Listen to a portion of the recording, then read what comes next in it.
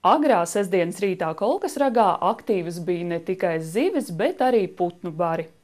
Ja zivju rosīšanos izmantoja makšķernieki, tad putnus vēroja sparīgs cilvēku bariņš ar binokļiem rokās.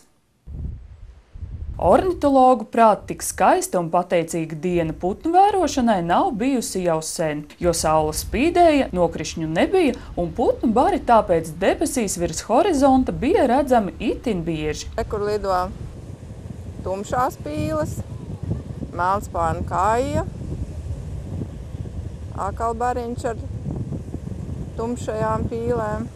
Man nav tāda mīļākā putna, lai teikt, ka tas skaistākais. Tad, kad rudenī vai dzērus aizlido prom, pavasarī viņas nāk.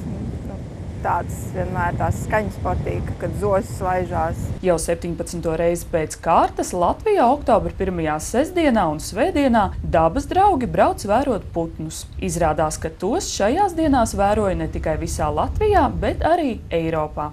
Tika izvēlēts viens datums, viens laiks, kad apmēram visās Eiropas valstīs ir vērojama šī putnu migrācija. Un šo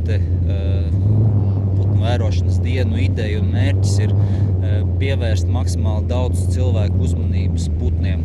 Kolkasrags kā putnu vērošanas vieta nebija izvēlēts tikai dēļ savas skaistās ainavas vien. Geogrāfiski Kolkasrags sanāk kā pēdējais sauszemes punkts putnam, kurš lido uz ziemeļiem.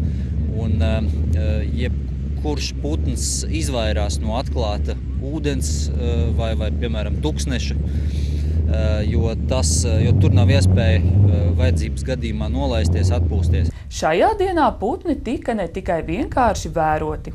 Putnu draugi citīgi tos atzīmēja speciālos sarakstos. Mēs esam redzējuši cekurtūkuru, dzērvi, tad vēl jūras kraukļus, lielo zīlīti, lielo ķīri, mājas strazdu, tad vēl melngalvju zosi un zilzīlīti. Kā tu izlēmi, ka šodien tev jābrauc uz Kolkasragu? Skolotāji ierosināja, un tad, gribējās jau redzēt. Es esmu dabasnības pulciņā, un tur mēs baigi daudz runājam par dabu. Man ļoti interesē, kas notiek dabā. Tāpēc arī putni. Priekšstats par putnu migrāciju daudziem ir visai pieticīgs. Tā, piemēram, visos gada laikos redzamie putni arī mēdz aizlidot tālāk uz dienvidiem, labākas barības un klimata meklējumos. Ziemā pie mums, pie tām pašām barotavām, pārsvarā ir igauņu, iespējams skandināvu un krievu zīlītes. Visus putnu vērotāju pierakstus apkopos Latvijas ornitoloģijas biedrība, taču pēc tam visu Eiropas valstu dati apkopošanai tiks nosūtīti kolēģiem Šveicē. Dace Mīriņa, Māris Šeiners, Talsu televīzija.